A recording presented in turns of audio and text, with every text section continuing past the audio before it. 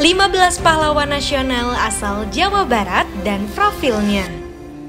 Dilansir Detik Jabar Kamis 10 November 2022. Memperingati Hari Pahlawan tahun 2022, ada baiknya kita mengetahui tokoh-tokoh pahlawan nasional yang berjasa atas kemerdekaan Indonesia. Banyak pahlawan nasional yang berasal dari Tatar Sunda. Pahlawan nasional asal Jawa Barat ini bahkan di tahun 2022 ini bertambah daftarnya. Secara resmi, Presiden Joko Widodo menganugerahkan gelar Pahlawan Nasional kepada 5 tokoh yang telah diseleksi melalui Dewan Gelar, Tanda Jasa, dan Tanda Kehormatan. Gelar tersebut diresmikan melalui Keputusan Presiden Republik Indonesia Nomor 96 TK tahun 2022. Gelar tersebut diberikan kepada Haji Ahmad Sanusi yang kini telah ditetapkan menjadi pahlawan nasional baru. Ia merupakan seorang kiai asal Sukabumi yang menjadi anggota Badan Penyelidik Usaha-Usaha Persiapan Kemerdekaan Indonesia atau BPUPKI. Selain Haji Ahmad Sanusi, ada banyak pahlawan nasional asal Jawa Barat lainnya yang lebih dulu dikenal. Dirangkum dari berbagai sumber, berikut tokoh pahlawan asal Jawa Barat. Pertama, Haji Ahmad Sanusi. Lahir pada tanggal 18 September tahun 1889 di Desa Kecamatan Citantayan, Kabupaten Sukabumi. Sebagai ulama besar, Ahmad Sanusi memiliki ciri khas selalu mengenakan peci hitam. Dalam sebuah prasasti yang terletak di Gedung KAA Bandung, nama Kiai Haji Ahmad Sanusi tersemat di sana. Ia merupakan salah satu anggota Badan Penyelidik Usaha-Usaha Persiapan Kemerdekaan Indonesia atau BPUPKI. Kiai Haji Ahmad Sanusi juga mendirikan organisasi Persatuan Umat Islam atau PUI. Dahulu, ia pernah menjadi tahanan Belanda karena terlibat dalam upaya-upaya perlawanan terhadap penjajah. Sebelumnya, Ahmad Sanusi sempat memperoleh penghargaan Bintang Mahaputra Utama dari Presiden Soeharto pada tahun 1992. Kemudian Susilo Bambang Yudhoyono atau SBY juga menganugerahkan Bintang Mahaputra Adi Pradana kepadanya di tahun 2009. Kedua, Insinyur Haji Juanda Kartawijaya. Salah satu pahlawan yang berjasa dalam perjuangan bangsa Indonesia pasca kemerdekaan adalah Insinyur Haji Juanda Kartawijaya. Pria kelahiran Tasikmalaya tersebut mengawali pendidikan dengan bersekolah di Holland Inland School atau HIS yang merupakan tempat ayahnya mengajar hingga akhirnya lulus dari ITB pada tahun 1933. Beliau pernah menjabat sebagai Menteri Perhubungan Indonesia pada 2 periode dan menjadi Perdana Menteri Indonesia ke-10 menggantikan Ali Sastromijoyo. Juanda terkenal dalam Deklarasi Juanda yang menegaskan wilayah kedaulatan maritim Indonesia. Disebutkan bahwa Indonesia mempunyai corak tersendiri sebagai negara kepulauan serta merupakan satu kesatuan sejak dahulu kala, dan juga menentang ketentuan ordonansi tahun 1939 yang dianggap dapat memecah belah keutuhan NKRI. Ketiga, Dewi Sartika. Dewi Sartika merupakan salah satu pahlawan perempuan asal Jawa Barat. Lahir di Cicalengka 4 Desember 1884, ia adalah putri dari keluarga terpandang yang memiliki keinginan untuk menjadi guru. Pada tahun 1904, ia mewujudkan cita-cita itu dengan membangun sekolah perempuan di Bandung dengan nama Sakola Istri. Muridnya berjumlah 20 dengan 3 tenaga pendidik. Mata pelajaran yang diajarkan adalah menyuci, menyetrika, menjahit, mencuci, menyulam, dan membatik. Ruangan Kepatihan Bandung jadi saksi berjalannya kegiatan belajar mengajar, hingga ruangan tersebut tak mampu lagi menampung murid yang terus bertambah.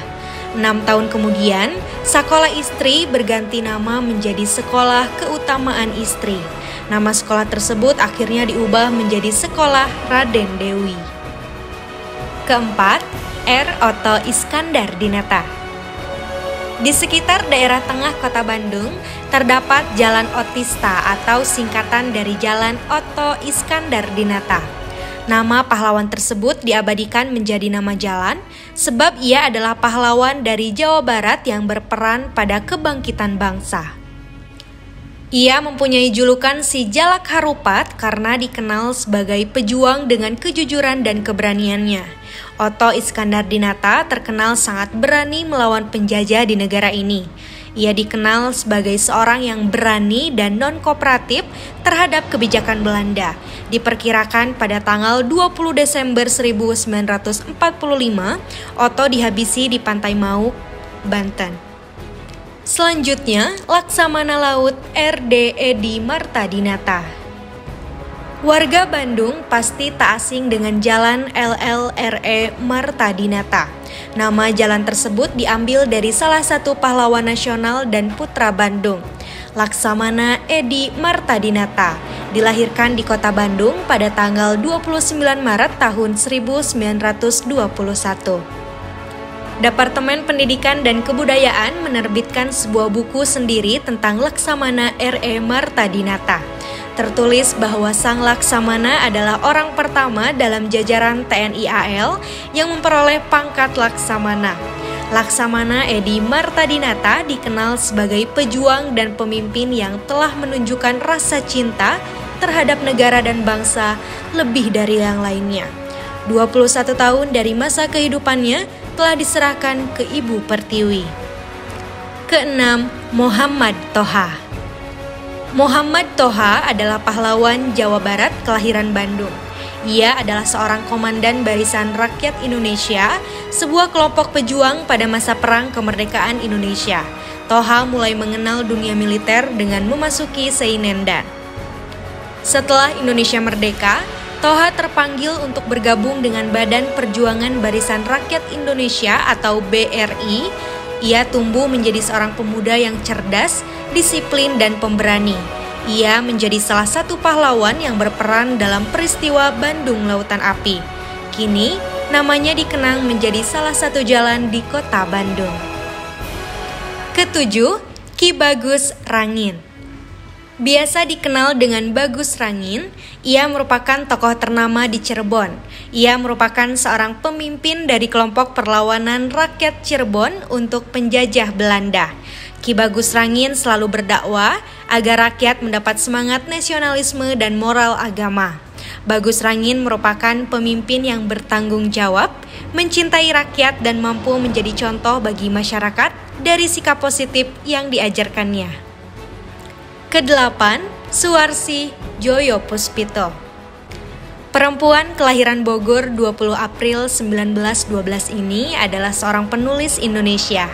Ia menulis novel dalam 3 bahasa, yaitu bahasa Sunda, bahasa Belanda, dan bahasa Indonesia. Ayahnya buta huruf tetapi mampu menjadi dalang wayang kulit dalam 3 bahasa, yaitu Jawa, Sunda, dan Indonesia. Ia dan kakak perempuannya, Nining, bersekolah di Kartini School Bogor. Sekolah tersebut merupakan sekolah dasar selama 7 tahun khusus perempuan. Dengan kepandaian dan kesempatan belajar yang ia peroleh, pada zaman pendudukan pemerintah Dai Nippon, ia memutuskan menjadi guru sekolah dasar Dai Ichi Menteng. Hidupnya harus berpindah-pindah dan sempat berhenti mengajar. Namun, ia terus menuangkan gagasannya melalui novel dan buku-buku. Suwarsi wafat pada tahun 1977, mendapat kehormatan dimakamkan di pemakaman Taman Siswa Taman Wijaya Brata di Celeban, Umbul Harjo, Yogyakarta. Kesembilan, Raden Ayu Lasminingrat. Seorang pahlawan perempuan yang berfokus pada kemajuan kaum perempuan Garut, Jawa Barat. Lasminingrat adalah putri dari penghulu dan ahli sastra yang populer dari wilayah Pasundan. Sakola Keutamaan Istri dibangun Lasminingrat di tahun 1907. Namun saat itu sekolah hanya untuk perempuan kaum terpandang. Sebagian kurikulumnya didapat dari ilmu yang diperoleh dari Belanda seperti membaca, menulis, serta pelajaran pemberdayaan kaum perempuan. Ia menggabungkan pendidikan gaya barat dan adat Sunda agar mudah dipelajari oleh rakyat. Ke-10, Kiai Haji Zainal Mustafa. Ia merupakan pahlawan Indonesia yang dikenal berani memberontak penguasa, baik pada masa kolonial Belanda maupun Jepang. Berusaha menyeimbangkan antara membela bangsa dan ilmu agama. Ia mendirikan Pondok Pesantren Sukamanah pada tahun 1927. Beliau pernah ditangkap dan dipenjarakan di Sukamiskin. Pada zaman penjajahan Jepang, ia tidak mau bekerja sama dengan pemerintah Jepang. Hal ini membuat pesantren Sukamanah sempat diserang oleh tentara Jepang. Pertempuran berdarah pun tak bisa terelakkan dan sang kiai berhasil tertangkap. 11. Nyi Raden Rahmatul Hadiah Purwadireja. Ia dikenal dengan nama Emma Purwadireja, menjadi salah satu anggota Jong Java yang didirikan oleh Satiman Wirjo Sanjoyo. Ia turut berperan memperjuangkan persatuan pelajar pribumi dan memantapkan nilai kesenian serta pengetahuan umum. Dari situ ia terjun langsung dalam Kongres Pemuda Indonesia kedua yang diselenggarakan di Jakarta atau Batavia pada tahun 1928. Setelah Kongres Pemuda tersebut, terbentuklah PASI atau Pasundan Istri, organisasi perempuan Jawa Barat dalam memperjuangkan kodrat dan kebutuhan rakyat Jawa Barat. 12. Raden Siti Jenab. Ia mengenalkan pendidikan perempuan di Cianjur dari pintu ke pintu. Ia adalah salah satu wanita yang pernah bersekolah di Sekolah Raden Dewi. Semangatnya untuk berkembang dan menyalurkan ilmu tak putus begitu saja. Ia dirikan sekolah di Cianjur dengan metode sekolah yang mirip dengan tempatnya menempuh pendidikan dahulu. Kurikulum yang diajarkan yaitu berupa bahasa Sunda, bahasa Melayu, bahasa Belanda, matematika dasar, edukasi tentang budi pekerti, sampai edukasi praktis buat para perempuan, misalnya membuat batik serta merendah. 13. Kiai Haji Nur Ali. Pejuang kemerdekaan Indonesia ini lahir di Bekasi, Jawa Barat. Ia adalah seorang pemimpin Islam dan tentara mahasiswa selama Revolusi Nasional. Pada tahun 1937, ia bersama Hasan Basri membentuk dan memimpin organisasi Persatuan Pelajar Betawi. 14. Iwa Kusuma Sumantri. Lahir pada tahun 1899 dan wafat pada tahun 1971.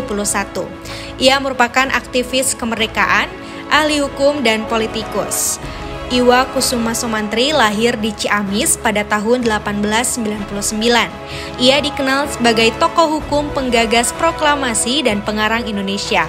Iwa juga pernah menjadi menteri pada zaman pemerintahan Soekarno di Indonesia. Ia juga merupakan rektor Universitas Pajajaran atau Unpad yang pertama. Namanya pun diabadikan sebagai nama kampus di Unpad. Ia meninggal di Jakarta pada tanggal 27 September 1971 dan dimakamkan di TMP Kalibata. Terakhir, Ahmad Subardjo. Ia merupakan seorang aktivis kemerdekaan dan menteri pemerintahan. Ia ditetapkan sebagai pahlawan nasional pada tahun 2009. Lahir di Karawang tahun 1896 dan wafat di tahun 1978. Raden Ahmad Subardjo semasa hidupnya berkiprah sebagai tokoh pejuang kemerdekaan Indonesia, diplomat, dan seorang pahlawan nasional Indonesia. Ia juga merupakan Menteri Luar Negeri Indonesia yang pertama.